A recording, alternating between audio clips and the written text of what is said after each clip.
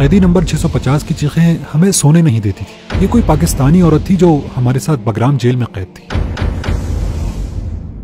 یہ انکشاف تھا بگرام جیل کے 4 ارب قیدیوں کا جو وہاں سے بھاگ نکلے تھے، اور وہ چیخیں کسی اور کی نہیں بلکہ 5 سال سے غائب ڈاکٹر عافیہ صدیقی کی تھی۔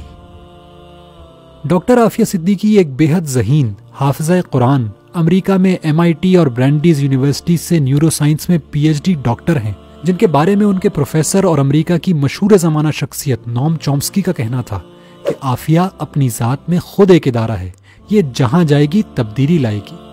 عافیہ اپنی پڑھائی کے دوران اسلام کی دعوت کا کام اور سوشل ورک بھی کرتی رہیں۔ ان کے مقاصد بہت بلند تھے، وہ پاکستان کے نظام تعلیم میں انقلاب برپا کرنا چاہتی تھی۔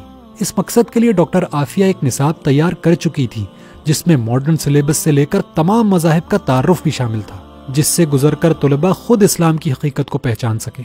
ان کے مجوزہ نظام تعلیم میں قرآن کریم اس طرح پڑھایا جاتا کہ تعلیم مکمل ہونے تک قرآن انہیں ترجمہ و تفہیم کے ساتھ یاد ہو چکا ہوتا۔ ڈاکٹر عافیہ کی بلا کی ذہانت، قرآن سے تعلق اور بلند عزائم نے امریکہ ہی میں رہتے ہوئے انہیں مشکوک بنا دیا۔ 2003 میں کراچی پہنچنے پر عافیہ کو ان کے 3 بچوں سمیت اغوا کر لیا گیا اور اگلے 5 سال تک ان کا کچھ معلوم نہ ہو سکا۔ 2008 میں بگرام جیل سے فرار ہونے والے قیدیوں سے معلوم ہوا کہ عافیہ افغانستان کی بدنام زمانہ جیل میں قید ہیں۔ امریکی حکام نے اپنی گھٹیا حرکتوں پر پردہ ڈالنے کے لیے عافیہ کو جیل سے نکال کر قتل کرنے کا منصوبہ بنایا۔ نہتی عافیہ پر امریکی فوجی نے گولی چلائی جس سے وہ زخمی ہو گئیں۔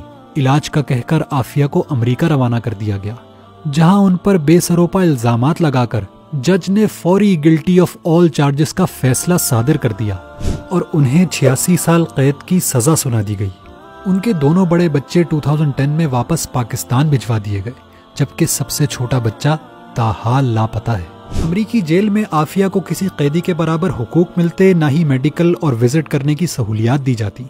یہ ہے انسانی حقوق کا پرچار کرنے والے امریکہ کا بھیانک چہرہ، جو اس قدر خوفناک ہے کہ لوگ پیس اینڈ فریڈم کے چمکتے سلوگنز کے پیچھے اگر اس کی حقیقت دیکھ لیں تو انہیں دنیا میں پھیلی دہشت گردی اور بدامنی کی اصل وجہ سمجھ آ جائے۔ ڈاکٹر عافیہ کی قید کے 20 سال بعد پہلی مرتبہ ان کی اپنی بہن ڈاکٹر فوزیہ سے ملاقات ممکن ہو پائی۔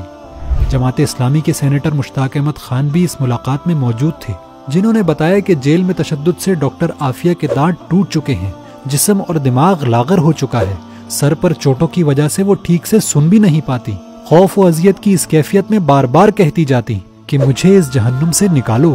لیکن ڈاکٹر عافیہ صدیقی آج بھی ہمت و حوصلے کا پیکر ہے، اور سینیٹر مشتاق کے مطابق زبان پر امت کے بچوں کے لیے دعائیں ہیں، قرآن سے تعلق مضبوط کرنے، غریبوں اور کمزوروں کا ساتھ دینے اور اللہ سے تعلق مضبوط بنانے کی تلقین ہے۔ ڈاکٹر عافیہ ایک عظیم ماں، صبر و استقامت کا استعارہ، قرآن کی داعیہ، نیکی کو پھیلانے والی مجاہدہ اور باطل کی آنکھوں میں کھٹکنے والا وہ کنکر ہے جس نے پانی میں گر کر دور تک لہریں پھیلا دی ہیں۔